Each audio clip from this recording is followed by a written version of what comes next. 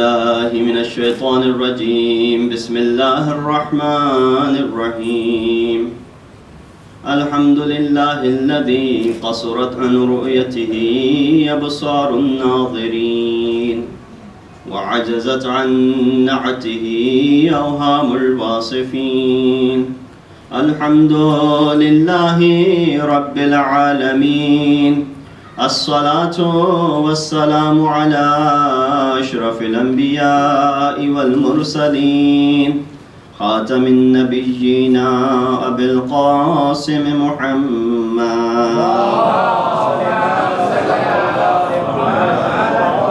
وأهل بيته الطيبين الطاهرين المعصومين الذين أذهب الله عنهم الرجس وطهرهم تطهيرا.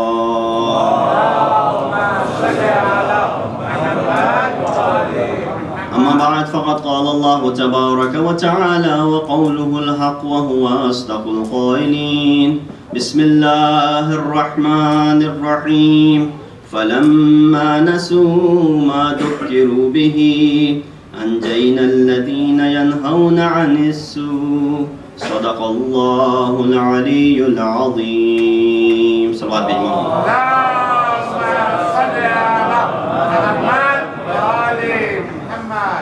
MashaAllah, very beautiful presentation and manqabat and poetry that you presented. May Allah subhanahu wa ta'ala accept all of the ash'ar that you presented, and they were definitely worth listening, and it was a sketch of the events of Ghadeer. Truly every single fact was addressed in it. May Allah subhanahu wa ta'ala accept it in His bargah, and we're also praying for the acceptance of your actions. And sallu ala Muhammad wa ali Muhammad. Assalamu alaikum wa rahmatullahi wa barakatuhu.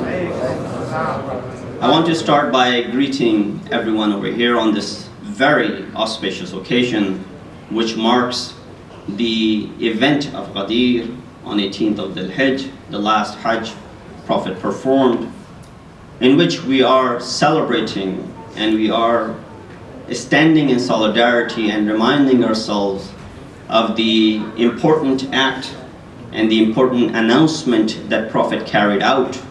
Was so important that Allah subhanahu wa ta'ala had to said, فَإِن لَمْ تَفْعَلْ فَمَا بَلَّغْتَ رِسَالَتَهُ. That, O Prophet, if you did not convey this message, as if you have not conveyed anything at all. And therefore we understand what was this message that Prophet was trying to deliver. Inshallah, I'll speak very briefly in regards to Ghadeer. The reason being because there are two speakers after me who will, inshallah, walk you through the events of Ghadeer. And we have, from the many years we've been listening and attending these programs, we have heard a great deal. The events that shaped up, that unfolded, which took place. In fact, in the poetry you just also heard all of the events as they were being unfolded. But the message that Prophet is being addressed to deliver is an important one. And that message is the continuation of the Risalat of Rasulullah. Because if you look at the other Eid that we have, Eid al-Fitr is Kamal of fasting, is the perfection of fasting. Eid al-Adha is the perfection and Kamal of Hajj. Eid al-Ghadeer is the perfection of Iman. Is the Kamal when the Iman reaches on its height and reaches the perfection, that's when Ghadeer takes place. And that is the difference between the other Eid and this particular one. Because the other ayat, as I said on the Friday khutbah as well, belong to Furu'id-Din, whereas this Eid belongs to Usul-Din. And we understand the difference between Usul and Furu. Don't need to remind even the youngest of the kids over here, when they start madrasa in school, they are told what Usul is and what Furu is. Usul is the root and Furu is the branches. Usul is original and the Furu is secondary. And when this Eid is being announced, and therefore we understand over here that yes, while the other ayat and the other Eids are very, very important and we should come together and celebrate them, and we do so, but this probably is above all of those ayat. Why? Because those are only fulfilling one of the furu'adeen, whereas this is fulfilling and completing one of the usul-adeen, which has to do with the ikmal of our iman and the completion of our faith. Sallu ala Muhammad wa ali Muhammad.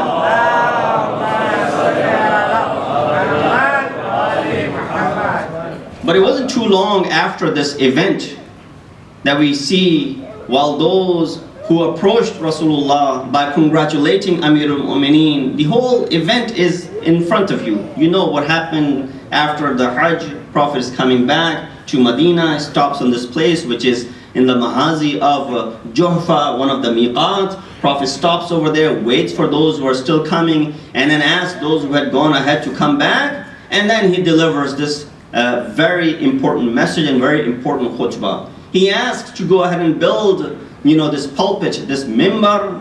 Or I would say, "Oh Rasulullah, do you not already have a mimbar in Medina?" Prophet might reply by saying, "I've been addressing to them from that mimbar, but it has not helped. They have not understood from that mimbar, so we need a new mimbar today so that the new message could be given to them."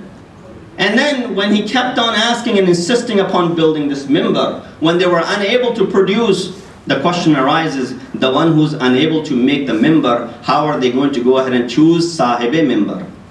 So this is where we understand how Prophet is making this effort to emphasize a great deal by standing in this heat, by performing Salatul Dhuhr in the open land, in an open area, for that very important announcement to go ahead and announce Man kuntu mawla fa aliyun mawla. But he did not declare this without any muqaddamah. He went through all of those things that you read up over there. He said, An-nabiyyu awla bil mu'minina min anfusihim. That Nabi is definitely above mu'mineen, above their souls. And then, Alastu awla bikum min anfusikum. Am I not above your souls? Am I not superior to you? When everybody agreed upon that, yes, O Rasul, you are above us and you are superior to us, then only Prophet announced, Man kuntu mawla. Now that you have understood that I am above your souls and I am superior to you, then let it be known that whomsoever I am superior to, this Ali is also superior to them as well. Sallu ala Muhammad wa ali Muhammad.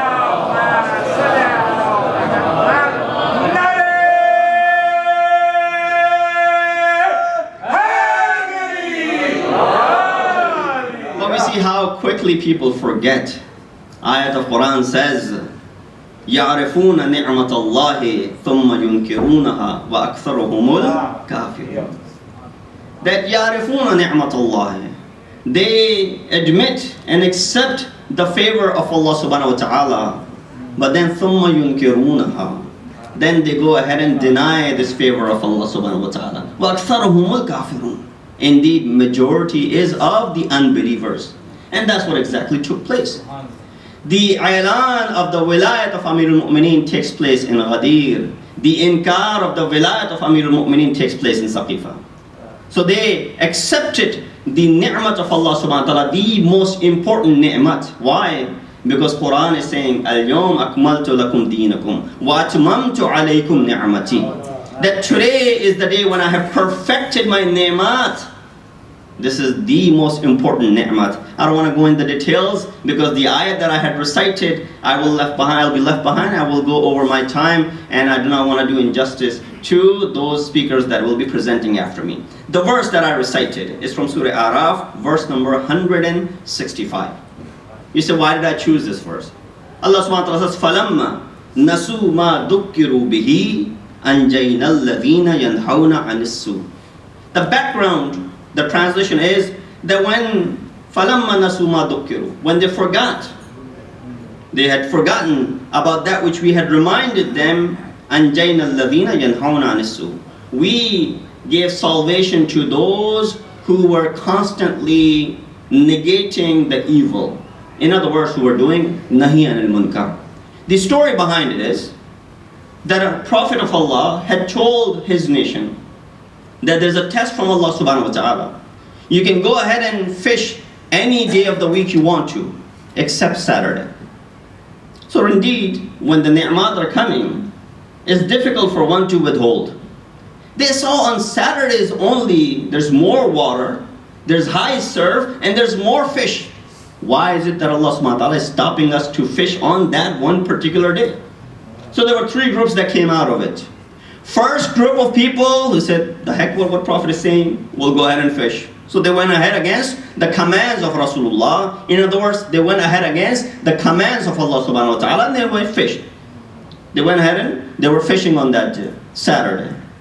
There were some people who did not go fishing that day, but they did not stop those who were doing it either. What do we have to do about it? Let them do whatever they want to. But there was a third group as well, who not only didn't do it themselves, but also stopped those who were committing it.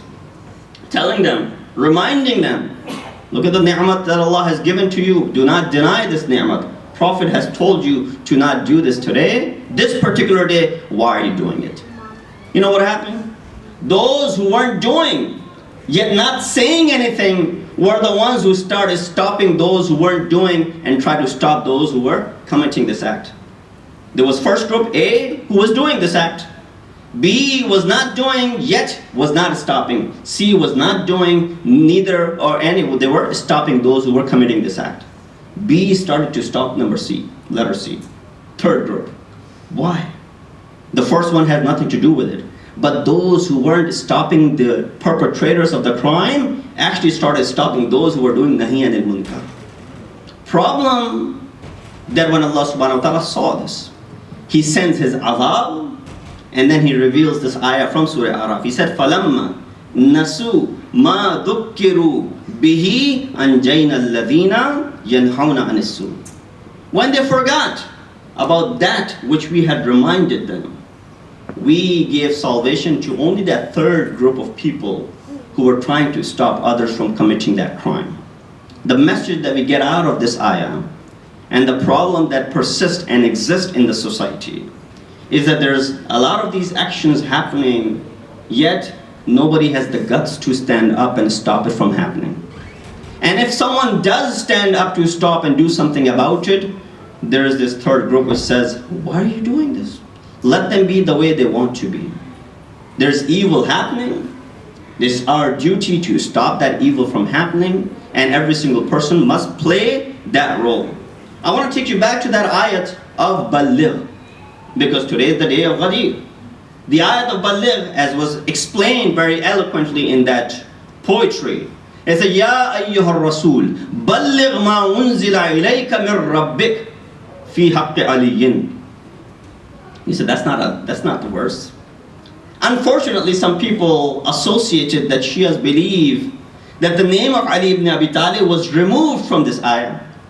Ali does not need his name to be in a particular ayah. There are thousands of ayat who are indirectly mentioning Ali ibn Abi Talib. He does not need to have his name in any verse. They said, no, but nonetheless, Shias believe that the name of Ali was there in this ayah, but they removed it. The ayah said, Ya ayyuhar rasul, balligh ma unzila ilayka min rabbik fi haqqi aliyin, wa illam tafal fama ballaghta risalatahu. O Prophet, address and do tabligh and propagate that which has been revealed unto you in regards to Ali. If you didn't do so, as if you have done nothing. Here we say, well, you know, this is the translation of it. This is the mafhum of that ayah. Because this ayat was revealed on Ghadeer Khum. Prophet was trying to do the iblagh of that one particular message that Allah subhanahu wa ta'ala is emphasizing a great deal upon. And that is the reason it is fi haqqi aliyin. But Shias do not believe in tahrif of Quran. We do not believe that there's any addition in Quran. We do not believe that there's any omission in Quran. If there was such a thing, then there were ma'sumin who came afterwards. And there's still Imam-e-Ghaib who's amongst us. He would have corrected and he would have told us that there's something missing from this Quran, or there's something which has been added into this Quran. Sallu ala Muhammad wa ali Muhammad.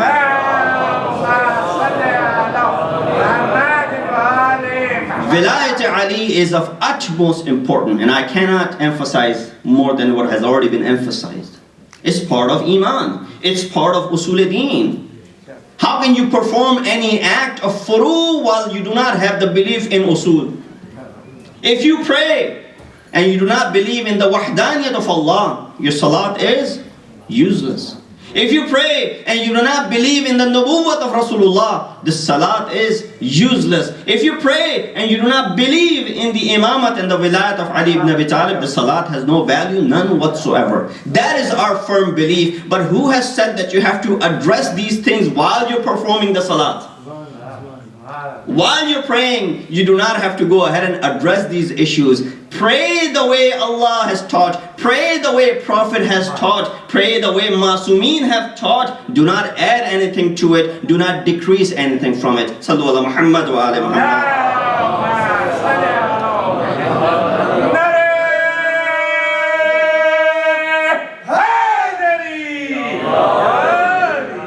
And then don't use this salat to curse at someone, to misuse this salat. Pray the way Masumeen have done. I don't want to address things which you will say is not the day to address, but these are the things that need to be addressed because it's such a big occasion. Today we have gathered to celebrate the wilayat of Ali.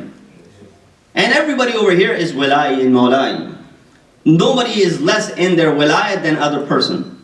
They might not show it, but that does not mean anyone is less than the other one. There are different ways of expressing oneself, and that is the beauty of Azadari as well, because some people go ahead to an extent and show their sadness towards Imam Hussein. Some people refrain from certain things, yet they are still as much devoted to Imam Hussein as the other person. It does not have any difference between the two. Unfortunately, because of the advancement of the society with the social media, with the Facebook and Twitter and whatnot, and all of those things that are out there, kids are more familiar with than you and I are. You could use these media for the betterment of the society instead of spreading hatred towards the society. Because a lot of times, whatever it is that you say and utter out of your tongue, you are ladayhi raqib. Ayat of Surah Qaf says what? You will be held responsible for everything that you say. As if we are already very strong that we can afford to go ahead and attack someone else. No, we are going further below because of all of these atrocities that are being committed in the society in the name of Islam. You see how the downfall has come. Islam is still up there, but the Muslimin are coming down. Therefore, do we need further more disturbances within the society, within the one community, to go ahead and attack someone? No, that is something which is against the wilayat and which is against the whole purpose of Ghadeer. Rasulullah wants to address and elevate and show who Ali ibn Abi Talib is. He made sure that everybody saw. So Prophet lifts Ali ibn Abi Talib onto his hands.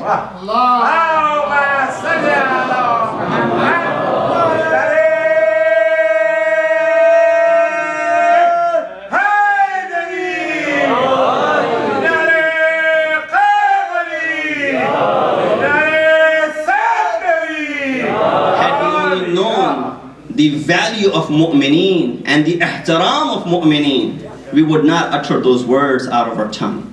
Mu'min's value and honor is above the value and the honor of Kaaba. And that's the hadith of Rasulullah. He's above the Kaaba as far as the honor and the respect of a mu'min is concerned. And therefore, we are celebrating the wilayat of Amirul Mu'mineen. Amirul Mu'mineen is the one who said, Al-ghibatu juhdul ajiz.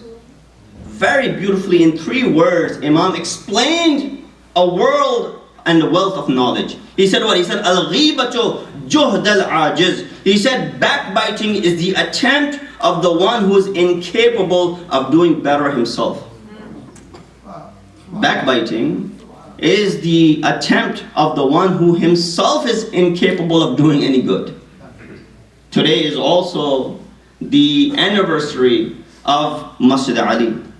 This masjid was built, the Masjid-e-Ali, the house of Allah subhanahu wa ta'ala, which is based on taqwa, which is based on piety. It is incumbent, it is important that people stand, those who are mutatahhirin, those who are pure, those who are purified, to stand in a masjid such as this. Amirul Mu'mineen is saying, Al-ghibatu, what? Keep this word and take it home with you inshallah tonight. This will be the hadiyah. You are here to celebrate the wilayat of Ali. Take this from Ali ibn Abi Talib. Al-ghibatu juhdul ajiz. That a ghibat is coming from the person who himself is incapable of doing any good. So when you cannot do any good, then don't go ahead and stop someone else from doing any good. That is against the whole teaching of Rasulullah. Why? Because today is the day يَئِسَ الَّذِينَ كَفَرُوا عَنْ دِينِكُمْ. Today is the day that kuffar are mayus from the religion. Why, Rasulullah? What's new today? Battle of Badr, you defeated kuffar. Were they not in despair? No. Battle of Uhud, you had victory. Were they not in despair? Said no. Battle of Khaybar, you had such a huge victory. Were they not in despair? Said no. Battle of Khandaq, you defeated Amr ibn Abdul. Was it not the biggest victory? Were not the kuffar mayus that day? They said no. Al-yawm ya'isa alladhina kafaru min dinikum fala takhshawhum wakhshawni. This is amazing that Prophet is being addressed in this ayat as wala takhshawhum wakhshawni, don't fear them, fear me. And also in the ayat of Balligh, he's being said what? Wallahu ya'asimuka minan nas. Allah will protect you from the evil of the people. Both places, why? There must be something very important addressed. Unfortunately, Quran speaks in these words which need to be encrypted, and these words which need to be decrypted, whatever the word is, they need to be explored and they need to be further elaborated. All Quran says, Balligh ma unzila ilayka. People forgot what this ma was. They debated over what this ma is, and they forgot the whole incident of Ghadeer. In fact, they wanted to forget it so quickly that they forgot about everything that Prophet has said, and they went ahead and they started their own vilayat. But nonetheless, last point, and I will end with this. They forgot what this ma is. Was it the announcement of fasting? Was it the announcement of prayers? Was it the announcement of Hajj? Was it the announcement of jihad? Was it the announcement of Amr bin Maruf, Nahi anil Munkar? Was it the announcement of Khums and Zakat? Was it the announcement of Tabarra and Tawalla, Tabarri and Tawalli? What was the announcement for? No, Muslimin have been doing all of these things all along, but kuffar were never in despair when Salat became wajib, when fasting became wajib, when jihad became wajib, when Amr bin Maruf, Nahi anil Munkar became wajib. But only today kuffar are in despair because Prophet is leaving behind someone who will go ahead and take care of the religion that he has brought. He said, Man kuntu mawla, fahada aliyun mawla. Whomsoever I'm the leader and the mawla and the master, Ali is their leader and master. My legacy will continue. Those who are calling me abtar, no. Inna shani'aka huwal abtar. My enemies are the ones who are abtar. I am not abtar. We ask Allah subhanahu wa ta'ala to give us the tawfiq to be able to live up to the expectations of Amirul Mu'mineen on this particular day especially. We ask Allah subhanahu wa ta'ala to give us tawfiq to stay away from all the evils that are circulating in societies. We ask Allah subhanahu wa ta'ala to hasten the zuhur of our awaited Imam and make us some of the helpers and the soldiers of Imam. Wa akhiru da'wana alhamdulillahi rabbil alameen. Inna Allaha wa malaikatahu yusalluna ala nabi ya ayyuhalladhina amanu sallu alayhi wa sallimu taslima.